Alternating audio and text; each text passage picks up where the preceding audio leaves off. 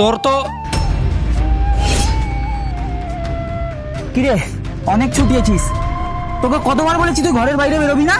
চল আজকে ঘরে, তোর হাত পা ভেঙে রেখে দেবো। চল চল মেরো না প্লিজ, ছেড়ে দাও, চল। আমাকে প্লিজ ছেড়ে দাও, আমাকে মেরো না প্লিজ, আমাকে ছেড়ে দাও। আমি কি ভুল করেছি বলো? আমি তো আমার পুরো পরিবার ছেড়ে তোমাকে ভালোবেসে তোমার কাছে চলে এসেছি, আমাকে আর মেরো না প্লিজ। আচ্ছা তুই জানিস না, তুই জানিস না তুই কি ভুল করেছিস? তোকে কতবার বলেছি আমি যখন তোকে মারবো তুই সেটাকে ভালোবাসা হিসাবে নিবি, তা না তুই এইখানে ওইখানে চলে যাস। তোর জন্য লোক আমাকে পাগল বলে। আমাকে মেরো না।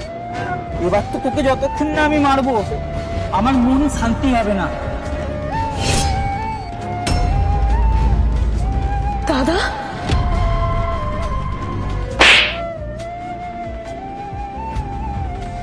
তোর সাহস কিভাবে হয় তুই আমার বোনের গায়ে হাত তুলিস? আর তার থেকেও বড় কথা, ও তোর বউ। নিজের বউকে সম্মান করতে জানিস না? দেখ তুই মেরে ওর মুখের অবস্থাটা কি করেছিস। কেমন জানোয়ার তুই। এ তুই কে রে? তুই কে? ও আমার বউ, ওকে মারবো কাটবো যা ইচ্ছা তাই করবো। তুই মাঝখানে আসছিস কেন? হ্যাঁ আমি মানছি তুই ওর সৎ ভাই হোস, কিন্তু এখন তোর সাথে ওর কোনো সম্পর্ক নেই।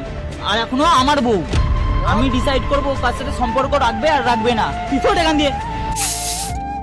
তুই অনেক কথা বলে ফেলেছিস বুঝলি, আর আমি তোর অনেক কথা শুনে ফেলেছি। তুই কি ভাবছিস তুই যা ইচ্ছা তাই করবি?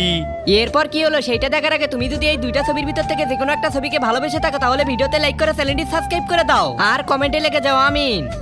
তোকে কেউ কিছু বলবে না। তুই আমার বোনের গায়ে হাত তুলেছিস, তুই ওর কি অবস্থা করেছিস এইটা। হ্যাঁ তোর ব্যাপারটা তো আমি পরে দেখছি, আমি প্রথমে আগে আমার বোনের সাথে কথা বলি, দাঁড়া।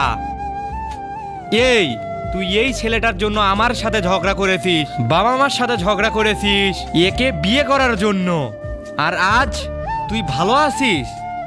এই জানোয়ারটা তোর গায়ে হাত তুলছে, মেরে এই অবস্থা করেছে, রাস্তার সাইডে পড়ে পড়ে মার খাচ্ছিস।